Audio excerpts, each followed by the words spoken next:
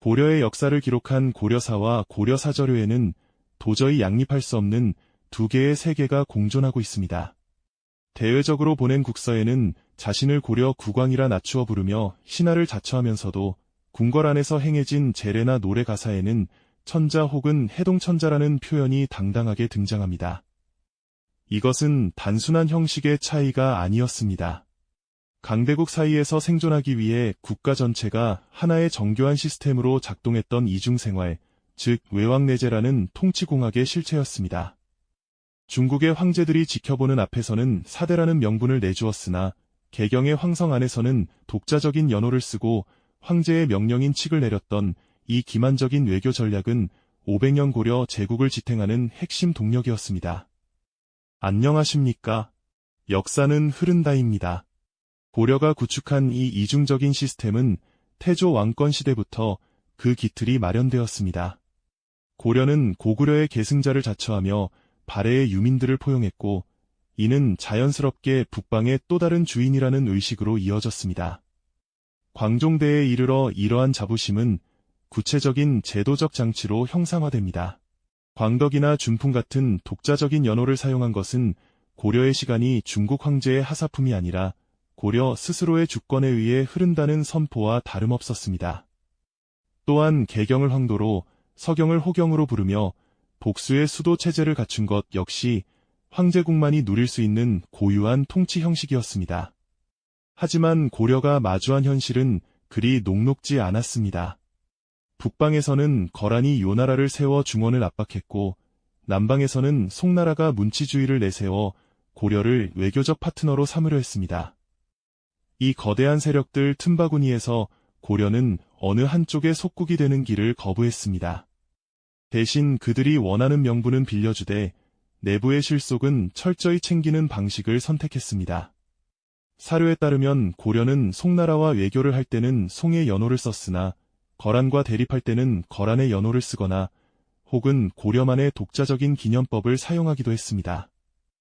이는 고려가 국제사회의 일원이면서도 동시에 독립된 하나의 세계관을 가진 제국임을 증명하는 데이터입니다. 학계에서는 이를 고려의 다원적 천하관이라 분석합니다.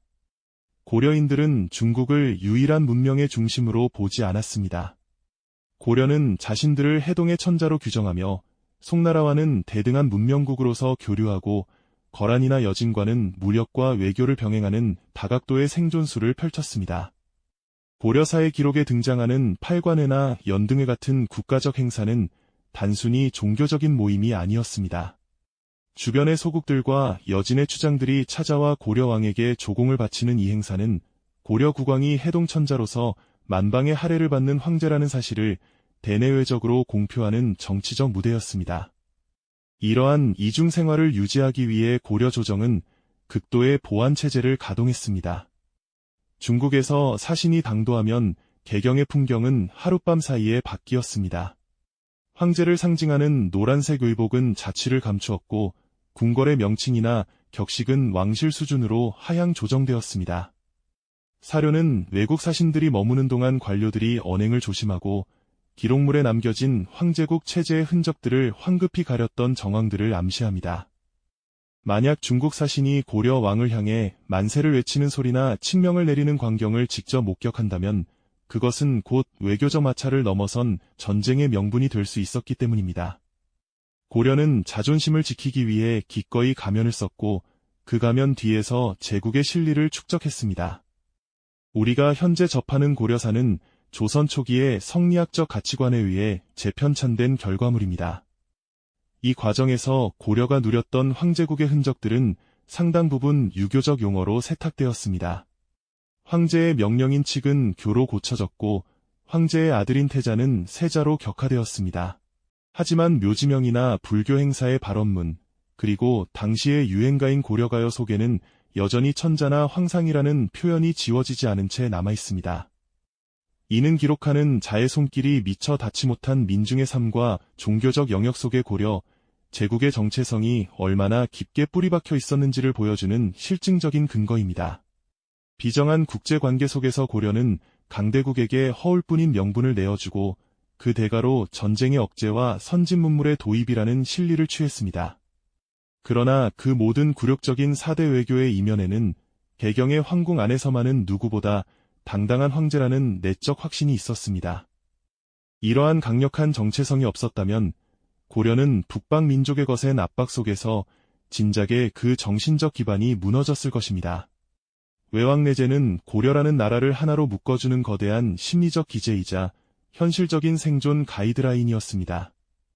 결국 고려의 이중 생활은 힘이 결여된 명분이 얼마나 허망한지, 그리고 그 명분을 지탱하기 위해 얼마나 치밀한 실리가 필요한지를 보여주는 역사적 교훈입니다.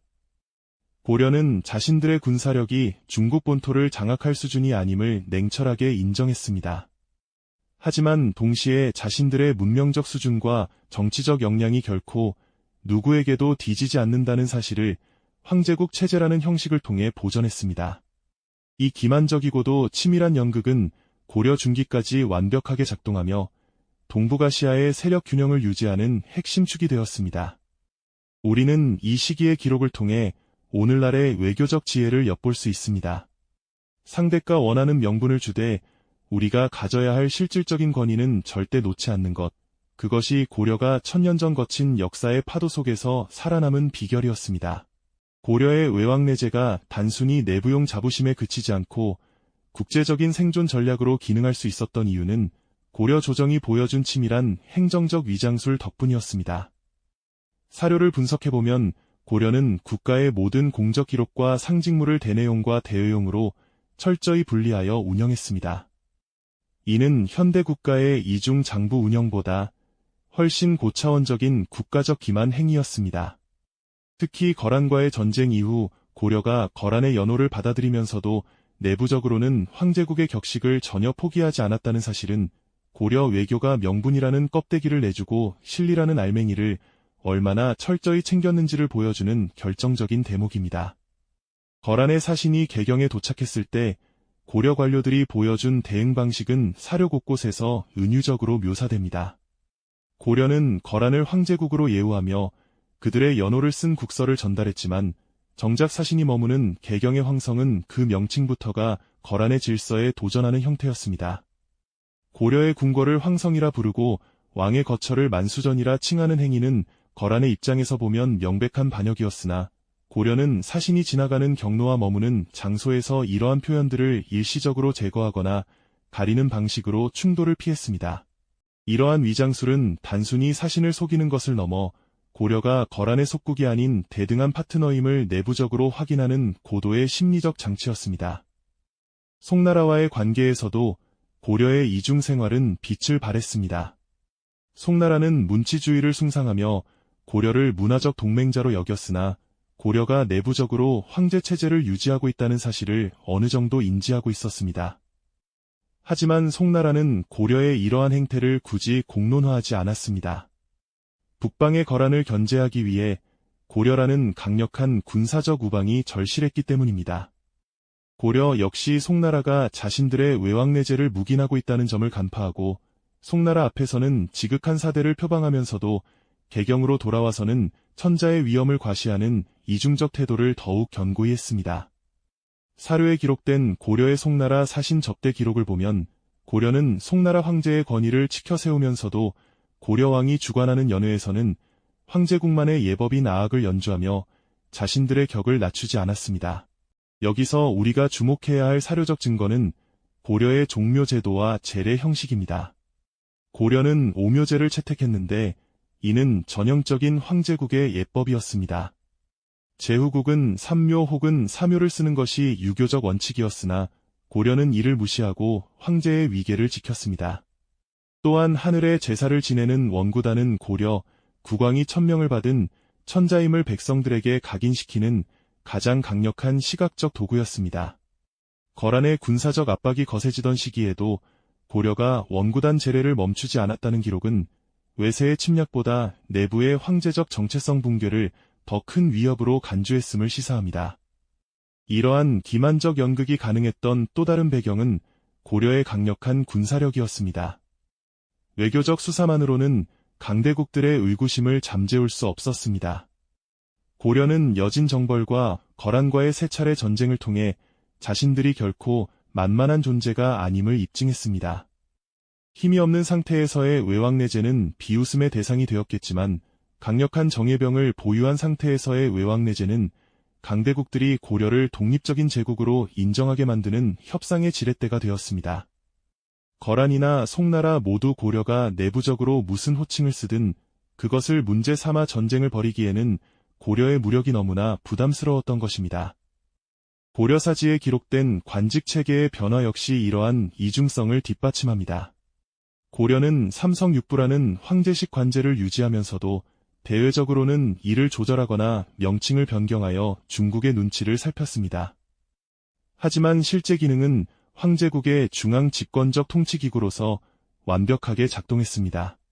특히 왕의 명령을 기초하는 중서문화성과 이를 집행하는 상서성의 구조는 고려 국왕이 전제적인 황제권을 행사하고 있었음을 증명합니다. 외교 문서에서는 한없이 낮은 자세를 취하면서도 국내 정무에 있어서는 단 한 번도 황제의 권위를 양보한 적이 없었다는 데이터는 고려인들의 냉철한 현실 감각을 보여줍니다. 사료 속에 숨겨진 또 다른 흥미로운 사실은 고려인들이 스스로를 해동 천하의 중심이라 여겼던 독자적인 자부심입니다. 고려는 탐나와 여진의 여러 부족을 소국으로 간주하며 그들로부터 조공을 받았습니다. 이는 중국 중심의 천하관 속에서 고려만의 작은 천하관을 따로 구축한 것입니다. 고려 국왕은 중국 황제에게는 신하였지만 해동의 여러 종족에게는 유일한 황제였습니다. 이러한 다층적인 권력 구조는 고려가 단순한 변방의 왕국이 아니라 동북아시아의 세력 균형을 좌우하는 제국의 위상을 가졌음을 의미합니다. 결국 고려의 외왕내제는 제국이 가질 수 있는 가장 정교한 가면이었습니다. 그 가면은 밖으로는 평화를 유지하는 방패였고 안으로는 백성들의 충성을 이끌어내는 용포였습니다. 사료에 기록된 굴욕적인 조공기록 이면에 숨겨진 황제국의 자부심을 읽어낼 때 우리는 비로소 고려라는 나라가 가졌던 진정한 생존의 비밀에 다가설 수 있습니다. 고려는 자신들의 정체성을 지키기 위해 기꺼이 거짓을 말했고 그 거짓이 쌓여 500년이라는 견고한 역사의 시간을 만들어냈습니다. 고려가 수백 년간 지켜온 외왕내제의 기만적 평화는 내부의 권력 구조가 뒤틀리면서 심각한 위기를 맞이하게 됩니다. 특히 인종대에 이르러 외척 세력인 이자겸이 국정을 장악하자 황제국의 위엄을 상징하던 국왕의 권위는 급격히 실추되었습니다. 사료에 따르면 이자겸은 국왕의 장인이자 외할아버지라는 기형적인 지위를 이용해 왕실의 권위를 자신의 가문 아래 두려 했습니다. 이는 단순히 한 권신의 전행을 넘어 고려가 지향하던 황제적 통치 질서의 근간을 흔드는 사건이었습니다. 천자로서 만방의 할애를 받아야 할 국왕이 한 가문의 가신처럼 전락하는 모습은 고려가 유지해온 외왕내제라는 거대한 연극의 무대장치가 내부로부터 썩어 들어가고 있었음을 상징합니다. 이자겸의 난 이후 고려 정계는 외왕내제의 형식을 넘어선 더 급진적인 요구와 마주하게 됩니다. 바로 묘청을 중심으로 한 서경 세력의 칭제권원 운동이었습니다. 이들은 더 이상 밖으로 왕이라 칭하며 중국의 눈치를 보지 말고 당당하게 황제라 선포하고 금나라를 정벌하자고 주장했습니다. 고려사 묘청열전은 이 시기의 갈등을 개경파의 사대주의와 서경파의 자주주의 대립으로 묘사하지만 역사학적 관점에서 이는 외왕내제라는 이중 시스템이 한계에 도달했음을 보여주는 신호였습니다. 가짜 가면을 쓰고 실리를 챙기는 방식에 피로감을 느낀 세력들이 실체 없는 명분 대신 정면 승부라는 위험한 도박을 선택한 것입니다. 하지만 이러한 급진적 주장은 오히려 고려의 생존을 위협하는 자충수가 되었습니다. 김부식을 중심으로 한 보수 관료들은 외왕내제라는 가면이 사라지는 순간 고려가 마주할 것은 금나라와의 전면전뿐이라는 사실을 명확히 인식하고 있었습니다. 사료 속 김부식의 반박문은 지극히 현실적이고 비정한 데이터에 근거합니다. 고려의 군사력과 경제적 지표가 금나라라는 거대 제국과 정면으로 충돌했을 때 벌어질 참혹한 결과를 경고한 것입니다. 결국 묘청의 난이 진압되면서 고려의 외왕내제는 간신히 유지되었으나 제국의 자존심은 이미 심각한 상처를 입은 상태였습니다. 더 치명적인 위협은 북방에서 들려오는 몽골의 말발굽 소리였습니다. 몽골은 이전의 거란이나 여진과는 차원이 다른 압도적인 무력을 보유하고 있었습니다. 그들은 고려의 이중적인 외교 수사를 용납하지 않았습니다. 사료에 기록된 몽골의 요구 조건은 고려의 황제국 체제를 정면으로 부정하는 것들이었습니다. 국왕이 직접 몽골 황제에게 나아가 무릎을 꿇고 황제의 상징인 독자적인 연호와 관제를 폐지하라는 명령은 고려가 수백 년간 지켜온 정체성의 뿌리를 뽑으려는 시도였습니다. 강화도로 도읍을 옮기며 벌인 40년 항전은 사실상 고려가 황제국의 형식을 포기하지 않기 위해 벌인 마지막 처절한 사투였다고 사료는 증명합니다. 몽골과의 전쟁이 끝난 뒤 고려의 외왕내제는 마침내 그 종말을 고하게 됩니다.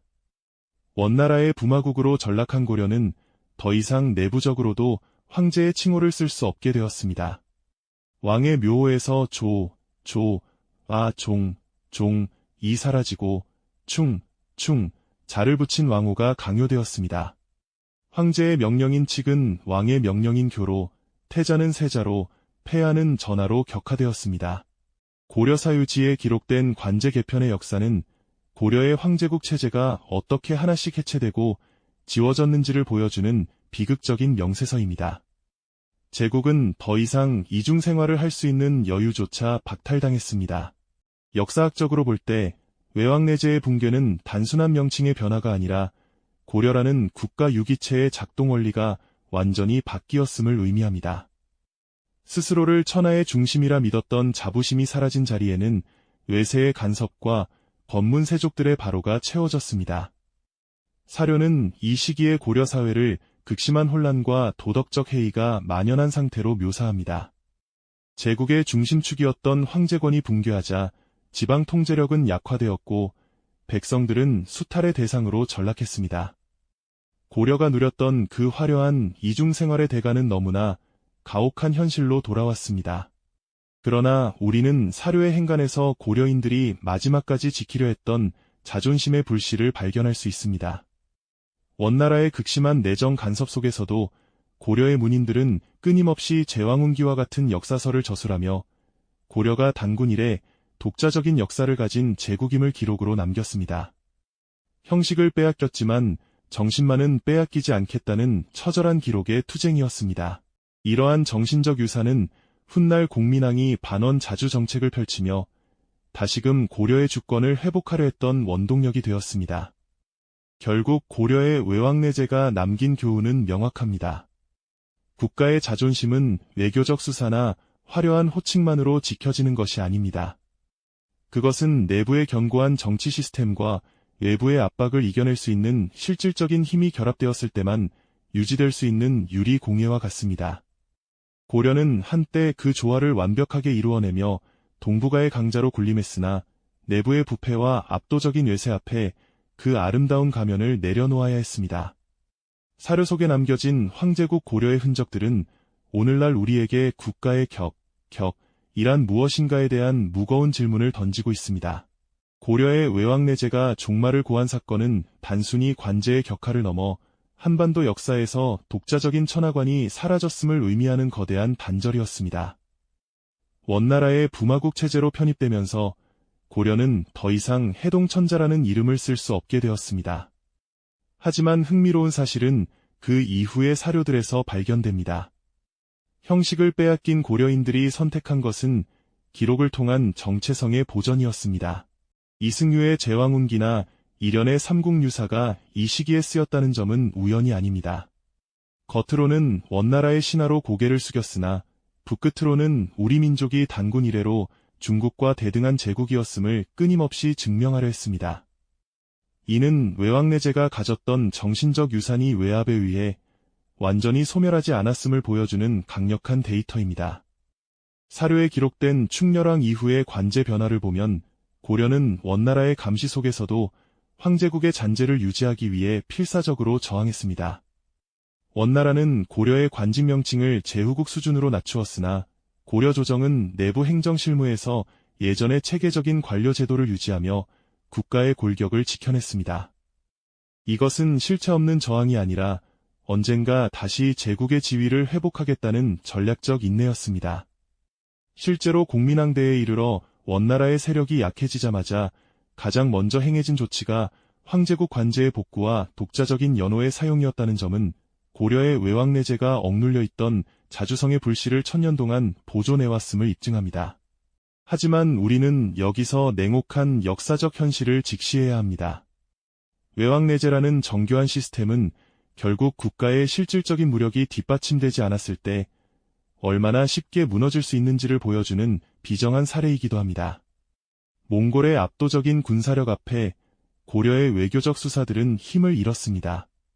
사료가 전하는 고려 말의 혼란은 스스로를 지킬 힘이 없는 상태에서 유지하는 자부심이 얼마나 위태로운 모래성인지를 우리에게 경고하고 있습니다. 제국이라 칭하는 것보다 중요한 것은 제국의 실력을 갖추는 것이라는 역설적인 교훈을 남긴 셈입니다. 조선시대에 들어와 고려사가 재편찬되면서 외왕내제의 흔적은 더욱 철저히 지워졌습니다. 성리학적 명분론을 국가의 기틀로 삼은 조선의 사관들은 고려가 누렸던 황제국의 지위를 참남한 행위로 규정했습니다. 그들은 고려의 기록 속천자라는 표현을 왕으로 고치고 칙명을 교지로 수정하며 고려의 역사를 제후국의 틀 안에 가두었습니다. 우리가 오늘날 고려를 단순히 조선 이전의 한 왕조로만 기억하게 된 배경에는 이러한 의도적인 역사 세탁이 자리 잡고 있습니다. 하지만 무덤 속에서 발견되는 묘지명이나 불교 행사의 발언문 속에 숨겨진 황상이라는 단어들은 천년 전 이 땅에 분명히 존재했던 제국의 숨결을 끊임없이 증언하고 있습니다. 결론적으로 고려의 외왕내제는 비겁한 타협이 아니라 강대국들의 틈바구니에서 자국민의 자부심을 지키고 국가의 주권을 수호하려 했던 가장 현실적이고도 치열한 외교적 투쟁이었습니다. 고려는 자신들의 크기가 작다는 사실을 인정하면서도 그 영혼의 크기만큼은 결코 작지 않음을 제국이라는 형식을 통해 증명하려 했습니다. 이 화려하고도 슬픈 이중생활의 기록은 오늘날 국제정세의 거친 파도 속에 서 있는 우리에게 묻습니다. 우리는 지금 어떤 가면을 쓰고 있으며 그 가면 뒤에 숨긴 우리의 진정한 얼굴은 무엇인가라고 말입니다. 고려가 사료의 행간에 숨겨둔 이 질문이야말로 우리가 이 시대를 살아가는데 필요한 가장 날카로운 지혜가 될 것입니다. 오늘 우리는 고려라는 제국이 500년 동안 유지해온 거대한 연극, 외왕내제의 실체를 사료를 통해 해부해 보았습니다. 밖으로는 왕이라 칭하며 실리를 챙기고 안으로는 황제라 부르며 자존심을 지켰던 이 비정한 생존 전략은 단순한 과거의 기록이 아닙니다. 그것은 강대국 사이에서 우리가 취해야 할 외교적 본질이 무엇인지를 보여주는 가장 정교한 데이터입니다. 고려가 지워진 제국의 이름을 되찾기 위해 사투를 벌였던 것처럼 우리 역시 역사의 이면에 숨겨진 진실을 찾아내는 노력을 멈추지 말아야 합니다. 오늘 영상이 여러분에게 고려라는 나라를 보는 새로운 시각을 제시했다면 그것으로 충분합니다. 구독과 알림 설정은 역사의 지워진 페이지를 복원하는 가장 강력한 힘이 됩니다. 여러분의 생각은 댓글로 남겨주십시오. 고려의 이중생활이 여러분에게는 어떻게 보이십니까? 비겁한 기만입니까? 아니면 위대한 생존입니까? 다음 시간에는 고려사 시리즈의 또 다른 변곡점, 화려한 문치주의의 종말과 피의 서막을 알리는 의종의 광기와 격구, 궁궐을 무대로 벌어진 문신들의 유희와 파멸편으로 돌아오겠습니다. 제국의 균열이 어떻게 시작되었는지 그 비정한 현장에서 다시 뵙겠습니다. 역사는 흐릅니다. 감사합니다.